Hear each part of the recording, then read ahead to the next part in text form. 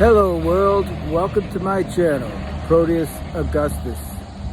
I'm an artist, scientist, and American Constitutionist. I'm sitting over here by this dog park in Denver, Colorado. I've been walking through this park about the last 3 or 4 months. I've been in Denver. Well, I've been in Denver about 5. And the reason why I'm in Denver, if anybody looks this up after I'm gone or whatever, because the party people that run this state are vicious. They don't have a supremacy clause, or if they do, they don't enforce it because these counties have supreme authority over themselves. Each little county acts like their own power. And that violates the application to statehood to the federal government. But nevertheless, it is what it is, and I started suing them. You know, because of this bifurcation, the state wants to identify who I am as a person, which is fine.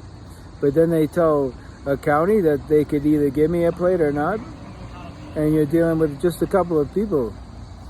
And they make you go to your knees. These people want tribute. They want money. Okay, or they want you to appear in front of them, right, so they can show you that they have the power. I mean, these narcissists are everywhere. It's amazing. They breed each other. You know, there's no stopping them. It doesn't matter what their face looks like. It doesn't matter what sex they are. What matters is their personality. It's like a script. Dr. Sam Vaknin is correct. I'm an A1. On the autistic spectrum. He's got me down. He doesn't know my story, but he pretty much knows what I may or may not do. But I'm different. I'm not a narcissist. I'm not a psychopath. I'm not a borderline. I have feelings. I care. I do. My problem is that a lot of people I run into I don't like. You know, and that's my choice. I don't have to like anyone. You know, this is America. I have a right to be an individual citizen and to live my life by myself if I want. Okay? There's no law that says that in order for me to conduct business in society, I have to be friends with the right people.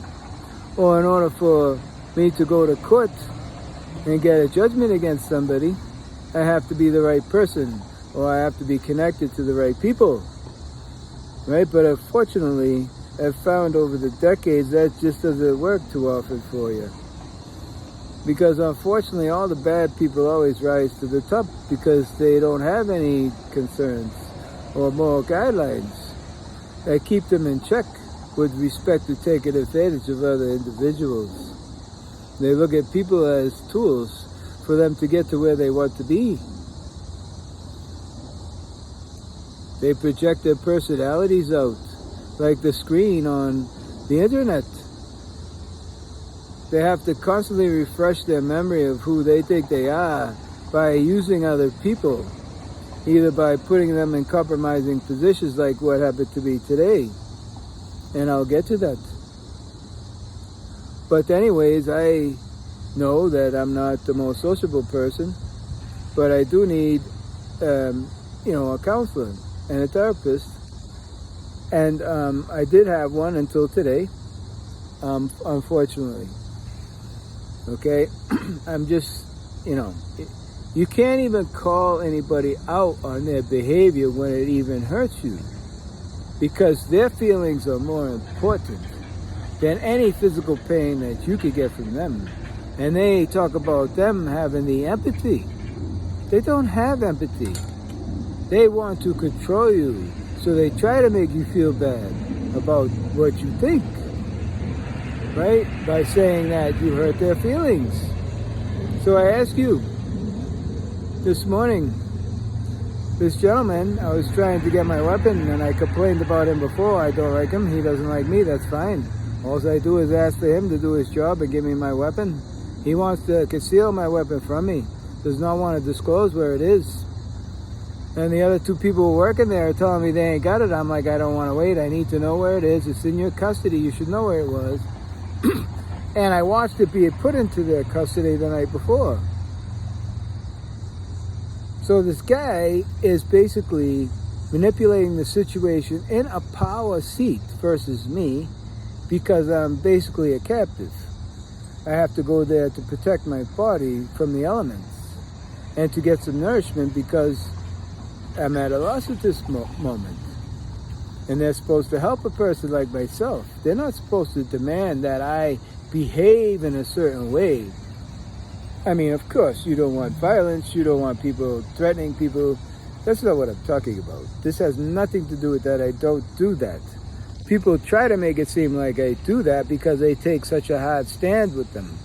And then when they send the local thugs and they get hurt, okay, then they try to say it's me. Because I'm not going to let them hurt me. Okay? So,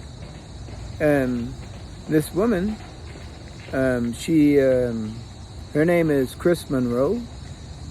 She owns property at 2601 Aurora, Colorado on South Kingston Court. And she rents rooms out to men like myself who are in a compromised position. In other words, don't have work or don't want a lease because of those situations, right? So she knows who she's renting to. And because I have been utterly destroyed by these people, I have to rely on services at this point to build myself back up so that I could get back up with all of my life and move out of Colorado, because there's no way in hell that I am staying in Colorado. And I would tell anybody, if you're coming to Colorado, think twice about it, because these people are vicious people. I mean, really. And I think the big reason why is because the counties have too much power. So you're not looking at the state where I come from on the East Coast. You got the city and then the state cops. The county does the courts. I mean, and the prisons, right? So there's separation.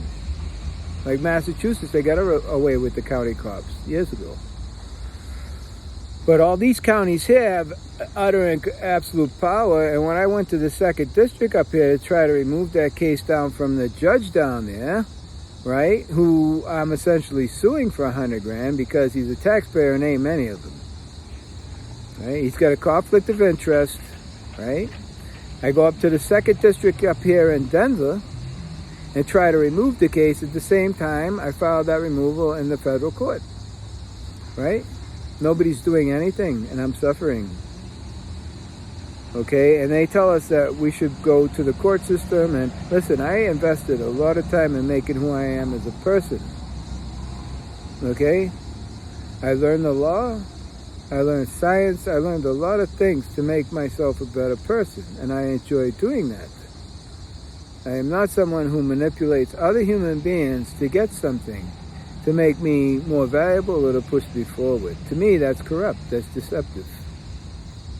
You know, that's part of my condition. It's pathological. I can't put that aside. It's like an anti-fucking devil thing. I don't know. So when I push, that's when these psychopaths show up, because those are the kinds of people that they have to employ in order to pressure you, because a normal person wouldn't do that. And that's why I run into a lot of them. It's not because I'm looking for trouble. It's because I'm trying to go about my business and other people are looking for tribute in one way or fashion, and I won't give it to them. Okay? I mean, listen, anytime a public servant tells you I ain't your servant, then what did they apply? What are they doing? It's called public service. Right? When they take the job, they know that they're doing that to serve the public. But no, they think, oh, I get this job in the government, I'm a very special person. Ooh, I do somebody of importance. And then they try it. Massachusetts is big on that. Okay, that's why things are so corrupt. Because it becomes a personality thing, not a legal thing. Everybody has different personalities.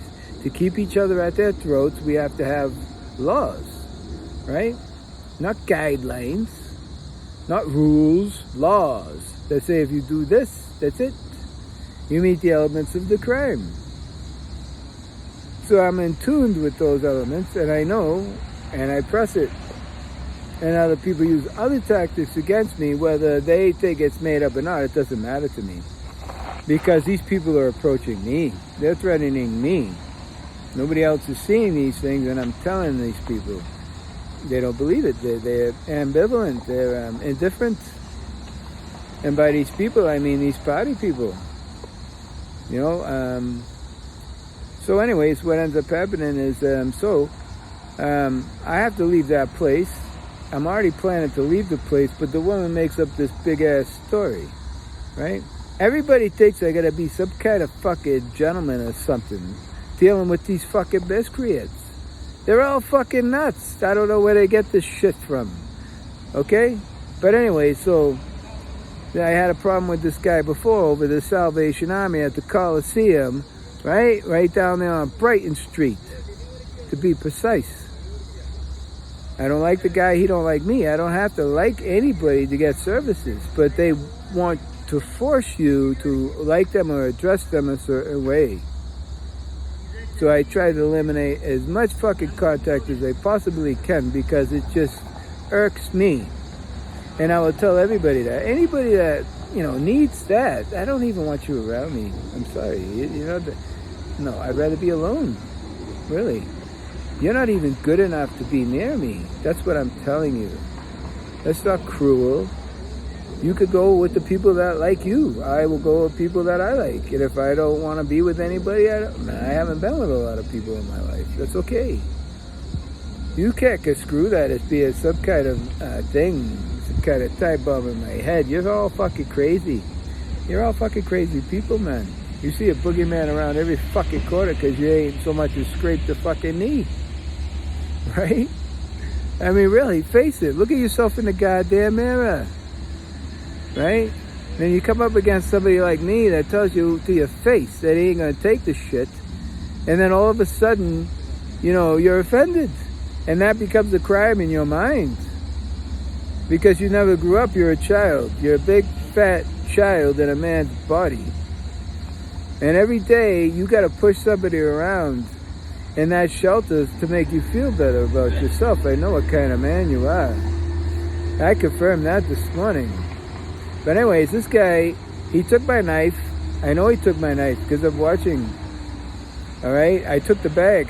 When I went to get the knife in the morning, right, I got the bag. The knife's not in there. The knife was in the bag, and I watched them do it when I hand over my weapon, because it's important that I know that my weapon is being supervised. And they agree to take the weapons. So, hey. But then don't tell me that you don't have it. Then you're responsible for it. So I told them, you're responsible for not having my weapon. I'm leaving this building without my weapon. You say you don't have it. So then I challenged baby Huey there. The little baby in a man's body. He never grew up. This guy's a child. Everything is about his sexuality. If you disagree with him, you know, you're a fucking whatever. You're against homosexuals, right? Or he made a comment to me from a sexual posture. You know, you've heard this before, where somebody says, oh, you ain't got what I want anyway, right? Or you don't believe me, you don't have what I want. You know, listen, that has to have a sexual ideation in the mind to make that statement. That's just a logical following. All right? Anybody that wants to be brutally honest like me can see that you could go from that to what the man is thinking. It's not that hard. Okay? And so I complained about it. Because in his mind, he viewed me as a sexual object with that statement. Okay? It's still, people don't give a fuck, right? So I come back that day, and they say, oh, here's your weapon, we found it. No. That's not how you store weapons. You don't just let them fly around and let them show up when you want them to show up. No, you don't do that. Right? So I complained. So then this morning, right? Same guy. I'm asking for my weapon, not because I want to take it. I had to go try to get work today. And because I wanted to make sure it was secure, and they had it, right? It's called chain of custody. They have already received it from me. I want to make sure the second crew has it before I leave. That's it. Very simple. Well, this guy's got a different idea in his mind, you see, because he can't lose. He's a narcissist, right? He has, I told you, every day he has to refresh like a computer, right? Because he's so insecure about himself as a person, right? That he has to harm other people or force other people to recognize who he is. And that's very sad for him, but it's a danger to society. Our whole society is in danger from these people. Hold on.